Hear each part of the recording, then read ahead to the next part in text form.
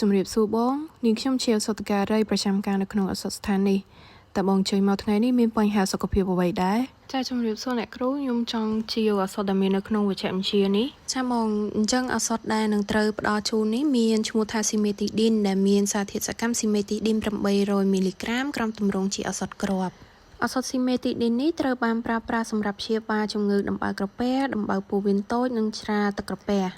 សម្រាប់ការប្រើប្រាស់អសតនេះវិញរបៀបប្រើគឺអសតស៊ីមេទីឌីនត្រូវលេបតាមមាត់កម្រិតប្រើលេបមួយគ្រាប់នៅពេលចូលសម្រានរយៈពេលប្រើគឺលេបក្នុងរយៈពេល4សប្តាហ៍ផលសំខាន់នៃការប្រើប្រាស់អសតនេះគឺបង្កឲ្យមានការរាគឈឺក្បាលធីងថងនិងឡើងដោះចំពោះមនុស្សប្រុសចំណុចដែលត្រូវប្រុងប្រយ័ត្នគឺមិនត្រូវប្រើអសតស៊ីមេទីឌីននេះជាមួយនឹងមុខអសតផ្សេងទៀតដោយមិនមានវិជ្ជបញ្ជាត្រឹមត្រូវឡើយព្រោះវាអាចបង្កឲ្យមានការប៉ះពាល់ដល់ថ្លើមក្នុងករណីដែលបងមានអាការៈធ្ងន់ជាងមុនឬមានសញ្ញាខុសធម្មតាគួរឲ្យកត់សម្គាល់ដូចជារវើរវាយសន្លឹមសូមបងប្រញាប់ទៅជួបជាមួយគ្រូពេទ្យជាបន្ទាន់ដំបូងមានក្នុងពេលសម្រាប់ព្យាបាលនៅផ្ទះ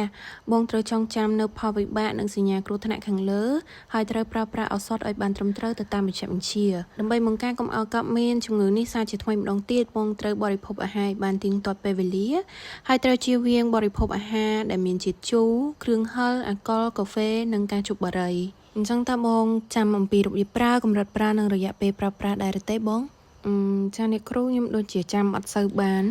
ចាបងអញ្ចឹងខ្ញុំនឹងសង្ខេបចំណុចសំខាន់នៃការប្រើប្រាស់ឱសថស៊ីមេទីឌីននេះជូនបងអញ្ចឹងត្រូវលេបឱសថស៊ីមេទីឌីន800មីលីក្រាមនេះម្ដងមួយគ្រាប់នៅពេលចូលសម្រានហើយត្រូវប្រើប្រាស់រយៈពេល4សប្តាហ៍អរគុណច្រើនបង